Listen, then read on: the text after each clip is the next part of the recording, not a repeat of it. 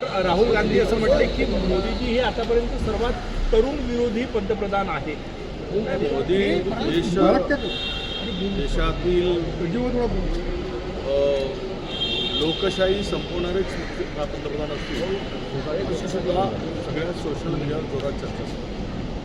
काल ज्या आंदोलनामध्ये ज्या पद्धतीनं शांततामय आंदोलनाला हाताळलं गेलं आणि लाठीचार्ज करून त्या तरुण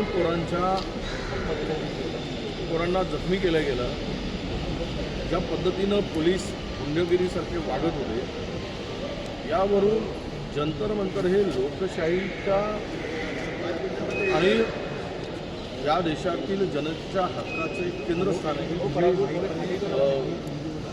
आंदोलन होतं, ते आंदोलन ज्या पद्धतीनं सोनम वांगचुकला उचलून चिरडण्याचा प्रयत्न झाला, यावरून या देशातील लोकशाहीला आता धोका निर्माण झाला.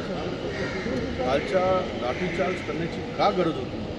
ही शांततामय आंदोलनाला त्या पद्धतीनं चिरडण्याची का आवश्यकता होती? आंदोलनाला हे सरकार, मोदी सरकार का घाबरते आहे? हे म्हणून कालच्या घटनेचा आम्ही निषेधच करतो आणि ते करणं, ते टाळलं असतं तर बरं झालं असतं.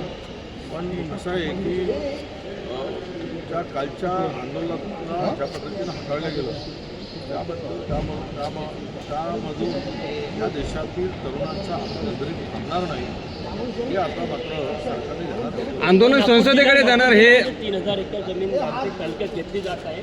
आता तिथल्या शेतकऱ्यांचा खूप विरोध आहे. त्यांचं तर म्हणणं आहे की सुपीक जमीन कशाला घेता येईल, त्या भागामध्ये अनेक ठिकाणी पडीक जमीन आहे, ती वापरा. पण कुठल्याही उद्योगाला जमीन घेत असताना सुपीक जमीन घेऊन शकतो. अशा आहेत की देशामध्ये सगळेच उद्योग काही दीर्घकाळ चालले तसं नाही. अनेक उद्योग बंद पडतात. आपल्या जिल्ह्यामध्ये अनेक उद्योग बंद पडले आहेत. त्याला अनेक कारणं आहेत. कुठे ते युनिट सी केलं होतं, बँक करत होतं, ग्रामपंचायतीचा प्रॉब्लेम होतो. उद्या जमीन द्यायची, काही मोबदला मिळेल आणि काही नोकरी मिळेल.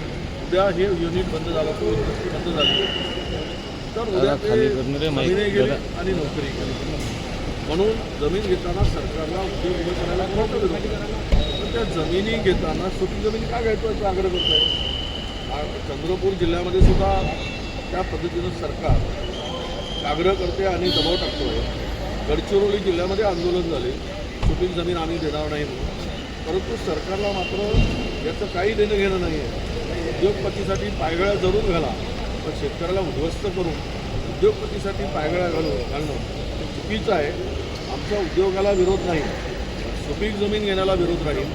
आणि जर बळजबरी करत असेल तर काँग्रेस त्या शेतकऱ्याच्या पाठीमागे उभं राहील आणि कोणत्याही परिस्थितीमध्ये त्या जमिनी आम्ही स्वतः जाऊ आणि शेतकऱ्यांच्या पाठीमागे उभं राहू. जमिनी जबरदस्तीनं घेता येणार नाही, त्यांच्या कन्सेंटनं घेता येईल तर तुम्ही घ्या. घोटाळा मुंबईमध्ये पुढे आलेला आहे. 100 कोटीपेक्षा हे 1 कोटीचे एफएसआयचे घोटाळे, 100 कोटीचे ते उघडकीस आलं म्हणून वापरलं. 100 कोटी रुपयाचे घोटाळे, 100 कोटी रुपये इतके प्रचंड घोटाळे झालेले आहेत. PDR घोटाळा, FSI घोटाळा आणि SR घोटाळा, हे सर्व घोटाळे प्रचंड मोठे आहेत. आज सरकारला त्या संदर्भात चौकशी करायचीच नाही आहे. आम्ही हाऊसमध्ये अनेक मांडले. पुण्यामध्ये TDRचा जवळपास 2000 कोटीचा घोटाळा उघडला. एका चॅनलनी, एका मीडियाने हे संपूर्ण प्रकरण पुराव्याशी दाखवलं. कुठल्याही कारवाई नाही. तो तिकडे तुमच्या डम्पिंग यार्डमध्ये बिल्डिंगवर कोसळतो आणि अनेक लोकांचा जीव जातो, पण तो मोकाट सुटतो. तो अंथोणी नावाचा तो सप्लाय, तो काम करणारा, त्याच्यावर कारवाई होत नाही. आणि याच्यामध्ये SRAचे अधिकारी त्याच्यात इन्व्हॉल्व आहे आणि SRAचे वॉर्ड अधिकारी उपस्थित करणार. हे बघा, SRAमध्ये ज्या गोष्टी आहेत तिथे जो माणूस डेप्युटेशनवर जातो तो परमनंट त्याला बदलत जातो. म्हणजे एकदा त्याची ट्रान्सफर त्या ठिकाणी गेली, आता अनेक लोकांना तिथेच परमनंट केला गेला 1 करोड रुपये घेऊन.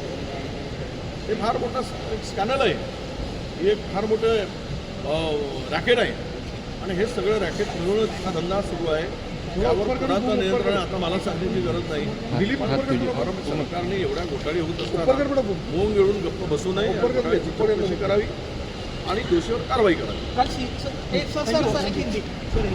कल दिल्ली में जंतर मंतर में छिड़ियाते जिस आज हुआ, क्या कहोगे? मैं उसका हम निषेध करते हैं. देखो डेमोक्रेसी में ये तो सभी हमको अधिकार दिया है आंदोलन करने का. शांतता मार्ग से जो आंदोलन चल रहा था, जिस तरह से सोनम वांगचुक को उठाकर आंदोलन को खत्म कर दिया था, अब युवाओं अपने हक के लिए अपने अधिकार प्रकरण लावून ठेवलं आणि नाव नाही उसमें लाठीचार्ज करने की क्या जरूरत है?